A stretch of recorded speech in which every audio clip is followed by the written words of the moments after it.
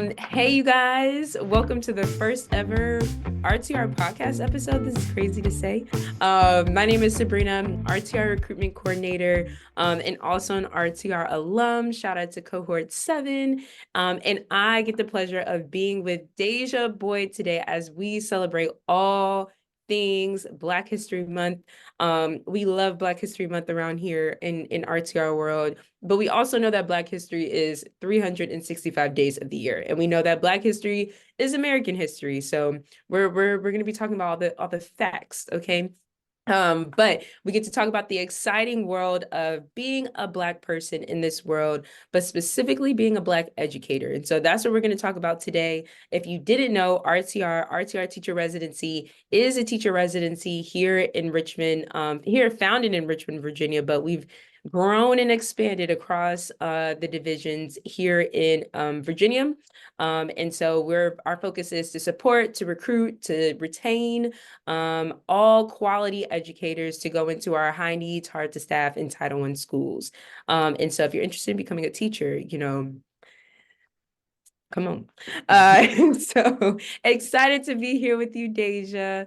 And we're gonna go ahead and get started. Again, if you can, this will be posted on our YouTube. So as the people say on YouTube, like, comment, and subscribe. Share with a friend of a friend, as we again talk more about being a Black educator in today's society, in the modern times, and just a background, again, highlighting one of our wonderful alums, Daisah Boyd. So hey, Daisah. Hi, it's Hey, good to be here. hey. Thank So you. excited to be with you today. Yeah.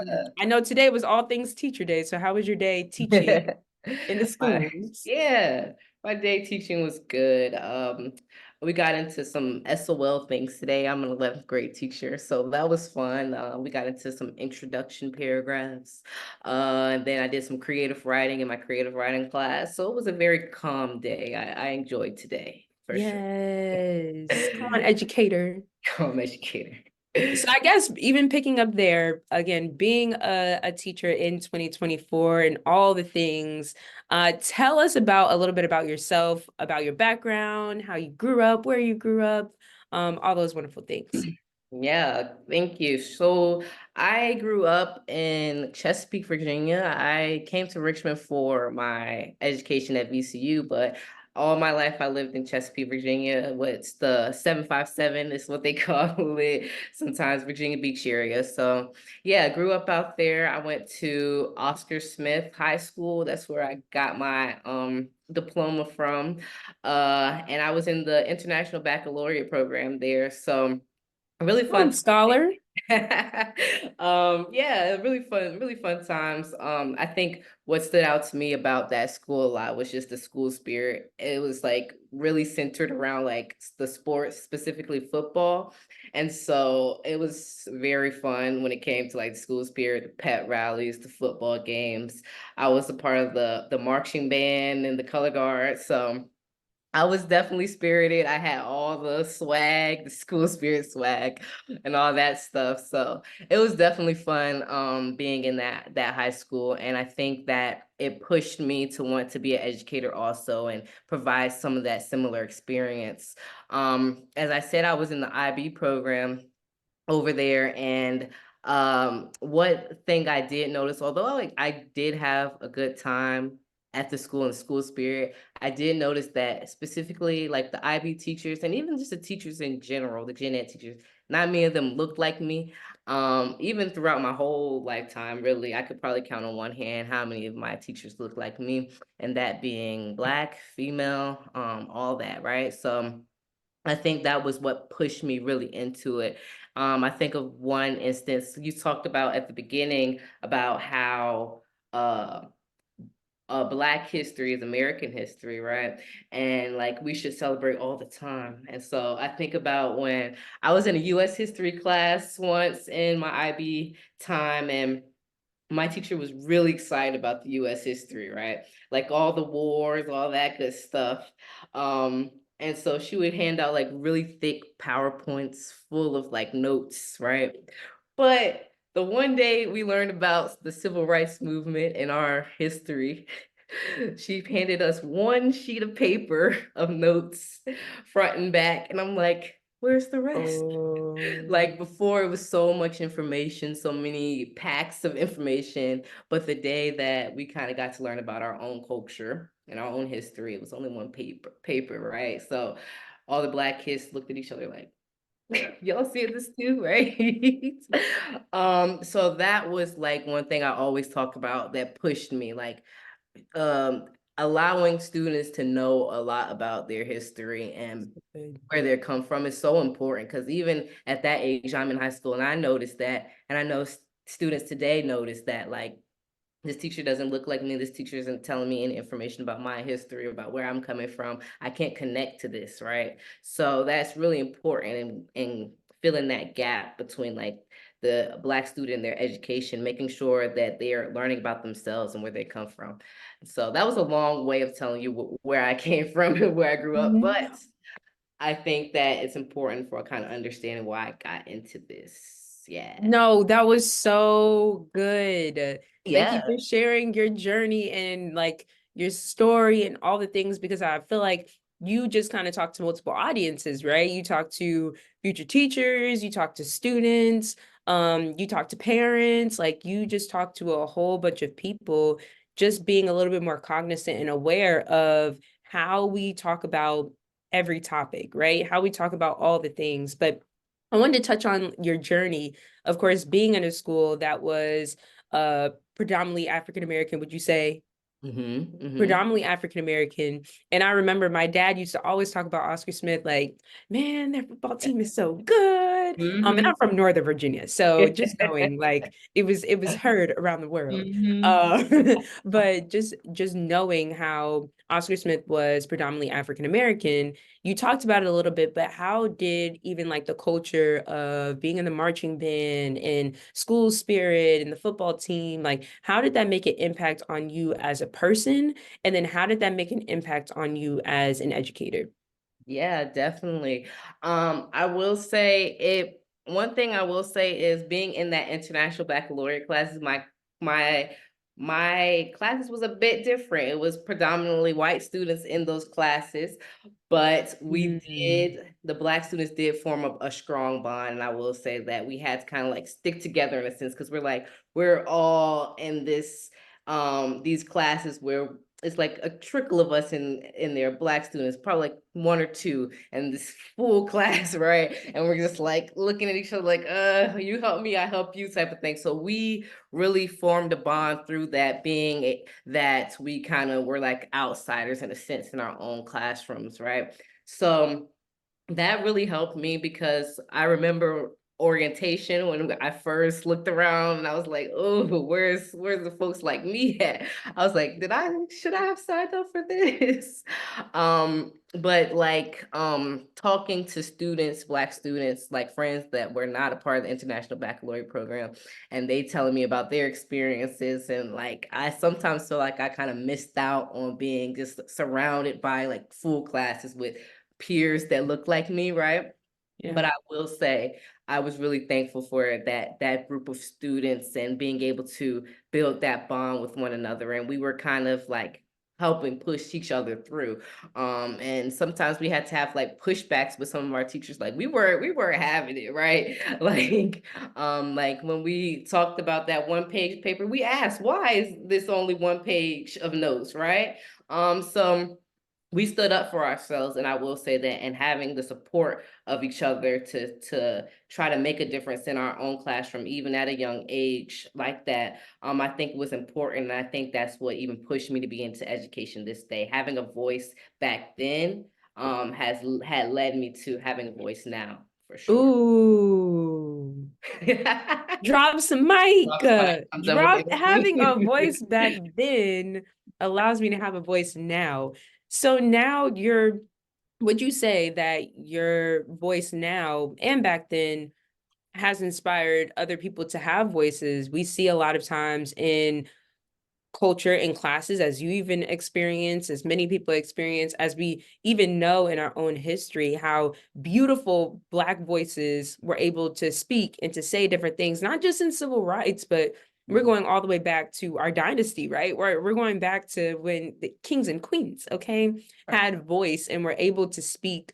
What would you say to your voice now and how you've inspired other Black voices to be able to speak and to be able to speak up for themselves, but also to be able to speak as themselves? Mm-hmm. Yeah, that's a very great question.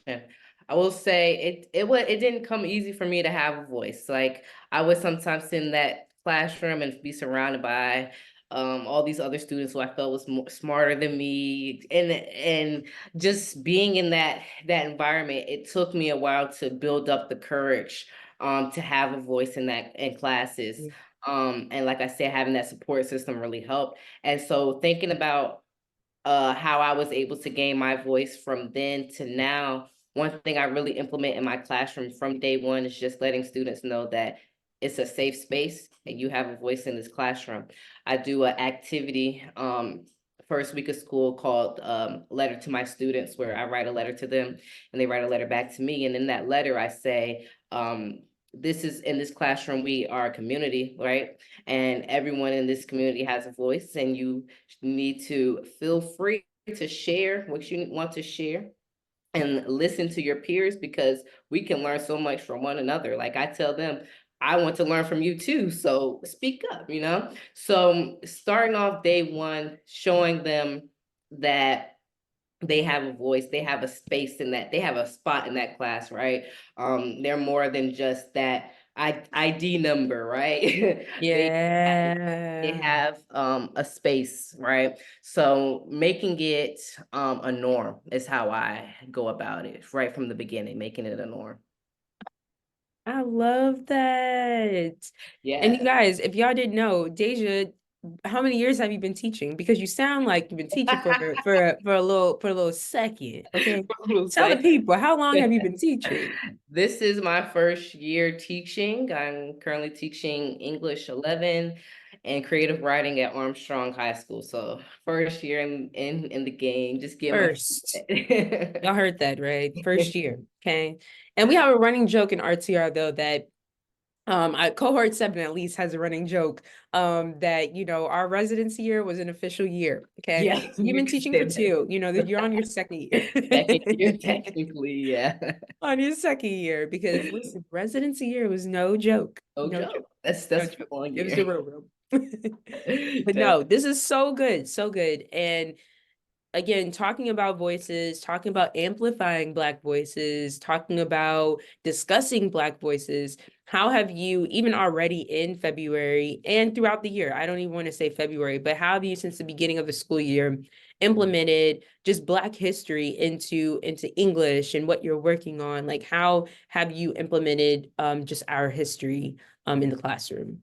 Yes, of course. I always have several different books. I have a huge library in my classroom where full of Black authors, and I always allow students to check out books and allow them to be able to read some of that literature from Black authors, right? You know, the way the curricula set up is a lot of authors that again don't look like us, or even if it is dated work. So having those options so that students can see that, okay, there's stuff that I can relate to, right?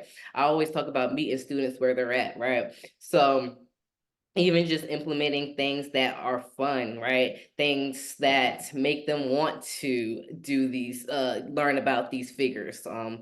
I think about how we did fences in our class, which is on the curriculum, but I do enjoy fences a lot. And how that talks about like the Black man and family, right?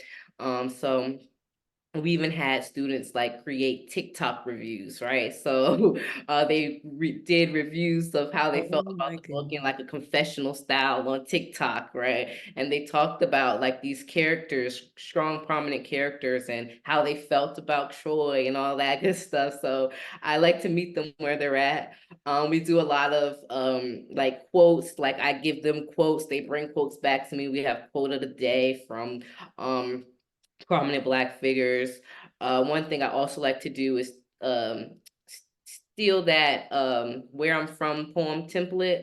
I really enjoyed that template of that poem, and how Lyons goes through like her history and her family culture, and I tell students to tell me a little bit about where you're from, and having them think. And we usually have like a poetry slam where everyone just comes together and reads their where I'm from poem, and you get a sense of everyone's background, and it's so similar yet they're also different in the same ways. And I really enjoy doing that because that puts that importance on your identity. Where you come from and your identity is important, and again, it has a space in this classroom and the school and in society in general. So little things over time, and just again, just exposing them to that Black literature by Black authors, Black female authors also.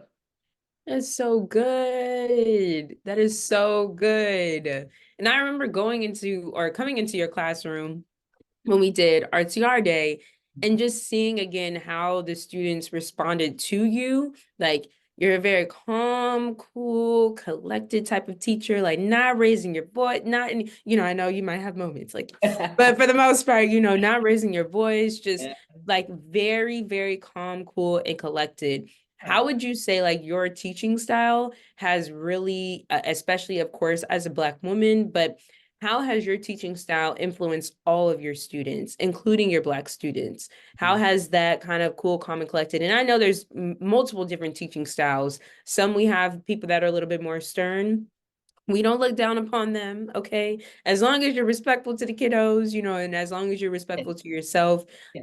you know, do your teaching style. Some people are a little bit more like, hey, good morning, little vibrant. That was me. But your teaching style is very cool, calm, and collected. And some people in society would say, no, you need to be this way. No, you need to be that way. How has your teaching style, really helped amplify those voices in your classroom? Yeah, that's a great question. I would say, yeah, like I was saying a little bit earlier, just like right at the beginning, just setting the tone, setting the norms. I like to say in this classroom, it's a vibe. Like we're gonna have a vibe going on here. I like to have the alternative lights, the music, and just really a really calm environment as well. So I have to be a calm teacher, right? So I'm gonna talk like this. No, I don't really talk like that. But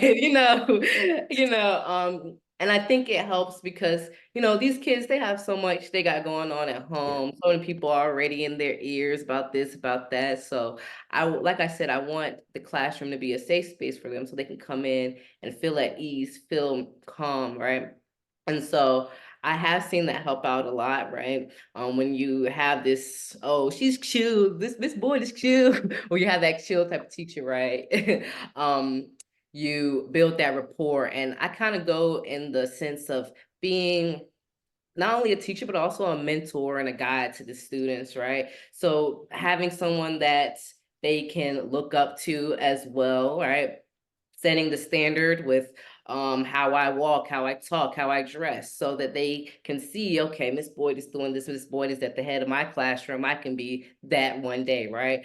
Because that's what I wanted when I was their age as well. So it has really helped me to build rapport with those students. I have great relationships with them. Students from last semester, the semester just changed. They're all in my face still, can't shake them, right? You know how that goes. So really being able to serve as not only a teacher but someone that can guide them through their high school experience, and that they can come to and meet them where they're at, instead of it being like I'm overarching you and I'm so Yeah, yeah. yeah, that has been my approach to it. And it's going, and I'll say though, sometimes they like to test the, oh, this boy is chill, they like to test it. And but when they have that rapport, when they have that respect for you, they're like, oh, she mad, let me get together, See, myself together.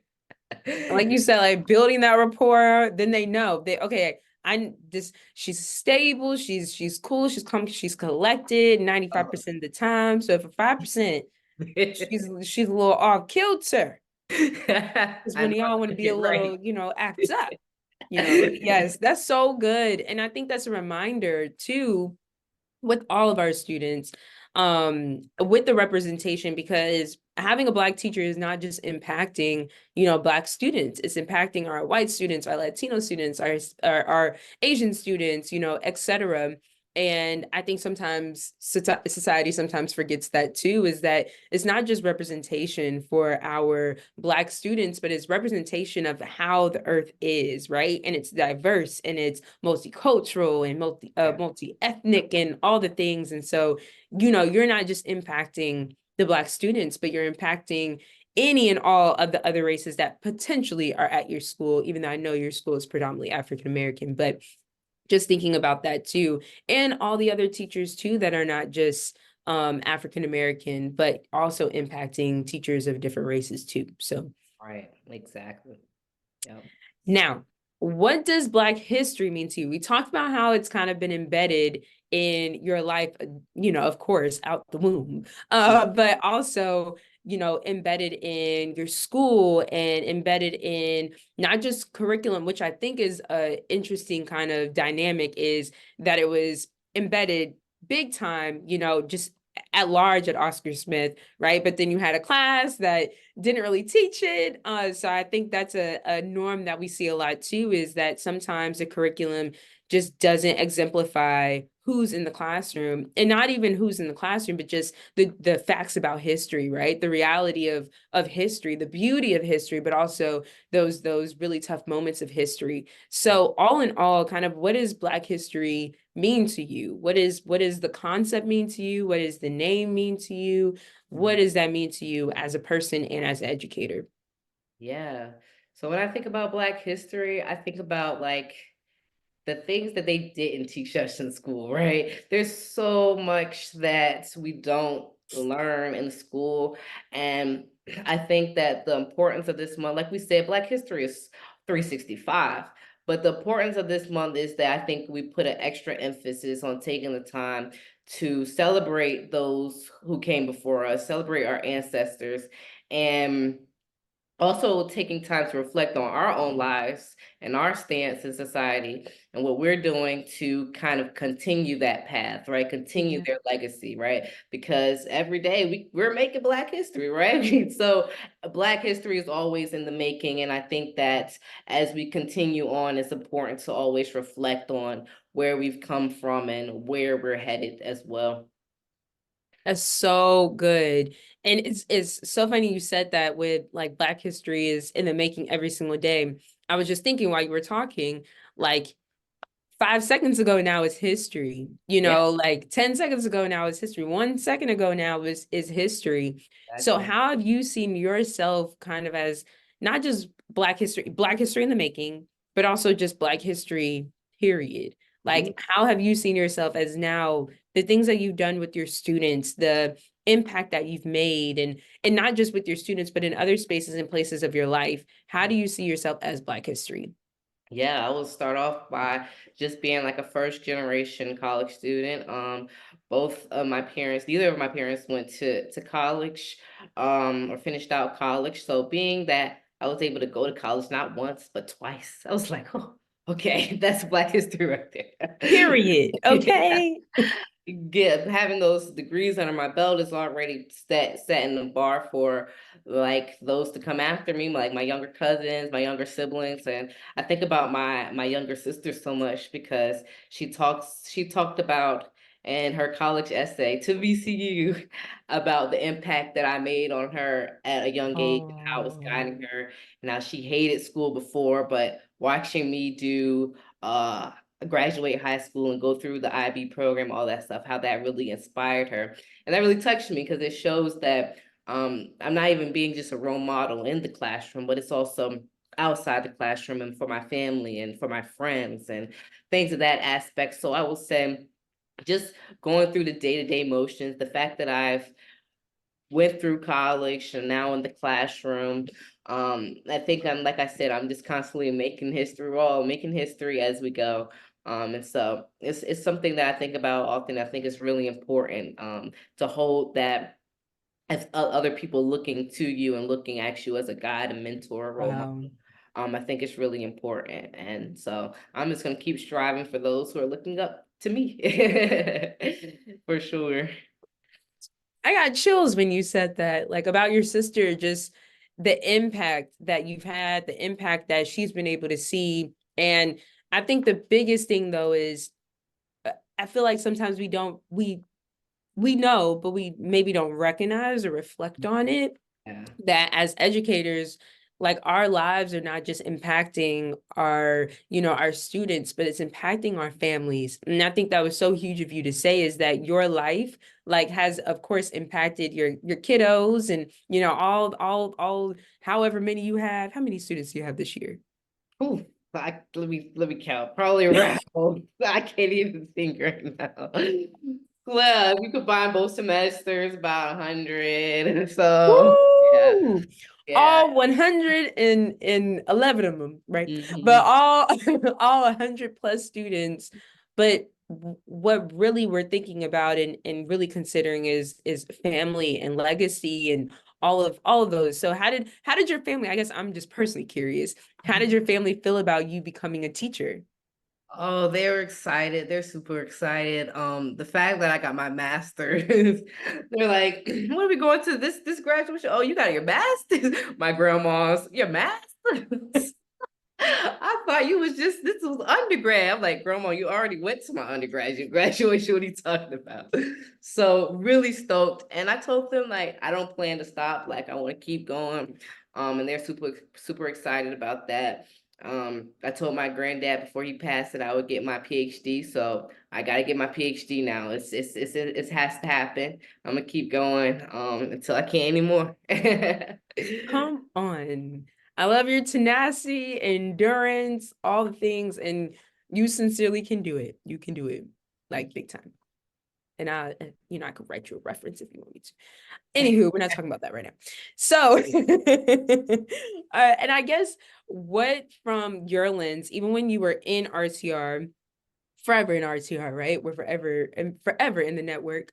But even while you were in RTR, what are some things that you noticed that maybe RTR amplified and even the School of Education at large at VCU? What are some things that you noticed that were amplified that really honored Black lives?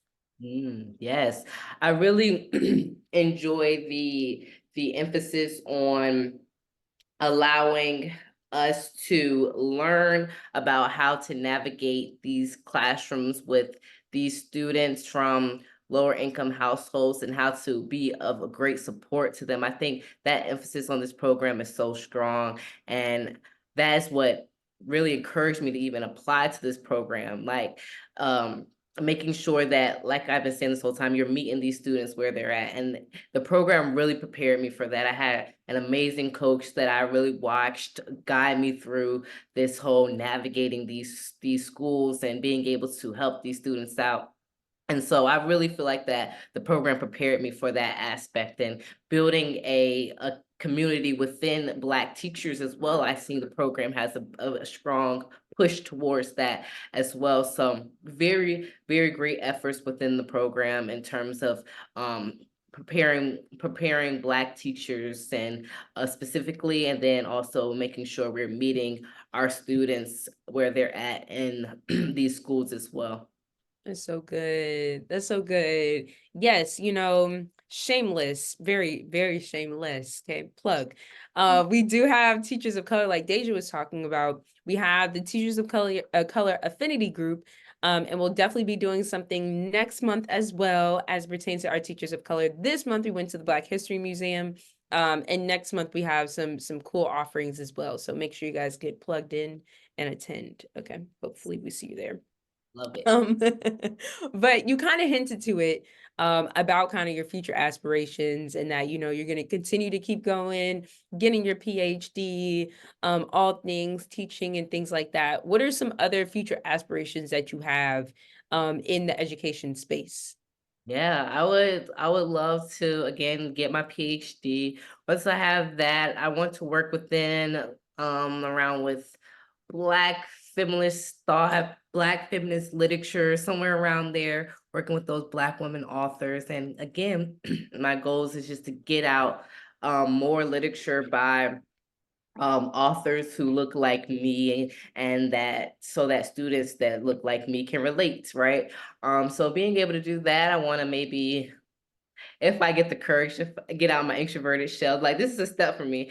I want to be able to like go and talk at universities and all that good stuff about like that push for inserting um us into curricula and all that good stuff. Yeah. I always thought about like the curricula aspect and how we can rework it and all that good stuff. So I want to be a push for that once I have my doctorate and all that good stuff too. So really just continuing to advocate for my people and those that look like me. That's what I want to do. So good. That's so good. Yeah. Okay. And I guess big question is, what do you foresee in the future of education as an African American? I think that's a big question for many reasons, but maybe it might be a smaller question than I think. But what do you kind of foresee in education, or kind of what would you like to foresee? So even if it's more or less what you would like to foresee in education, for our Black kiddos and teachers and staff and principals and janitors and all the peeps, professors, all the peeps. I just want us as African Americans to have a space in education that's bigger than one sheet of paper, right? I want us to be able to have books that are in our classrooms that are on the curricula that are written by African Americans, right? I want us to be able to, instead of in the college course, instead of AFAM being an elective, I want it to be a core class, like things like that, right? Instead of us being the second pick, I want us to be on the forefront in education. Said a mouthful. Ditto it all. Okay. And it sounds like we got a future author on the screen too. Come on, author these books, ma'am. Author these books. Well, Daisah, it was so good talking to you today. I think we hit, and you hit, so many different aspects about being a Black educator, about being a Black woman, about having those different experiences through your life. And I feel like so many people are going to be able to relate to you, to sister, to family, to every single part of your story. So thank you for your bravery, your courage, and your vulnerability to be able to talk about your story. And I hope that so many people are inspired by, again, your journey, your push, your authenticity, and just your journey in general. So thanks. Thank you. Thank you. I appreciate you. And again, thank you for having me. Yes. So you guys, it's the end of the podcast. We will definitely be back with another episode soon. But make sure you share Daisah's story. If you are maybe an adult and you know somebody who is in 6th grade who has a very similar story to Daisah, send this to them. Let this be a space and a place that gives voice, right? And that allows people to understand that there are people that have been in the same space or similar backgrounds and have soared. And so we want to make sure that you can soar, especially all of our Black kiddos and teachers. Hopefully this definitely revved you up and reminded you that you matter. Anything else you want to say, Daisah? I'm gonna leave it off with you. Oh, I Any thank last you all. words? No last stories, but I just thank you all for listening. I hope that you can take a little piece of something that I said today and hold it dear to you forever. Black history.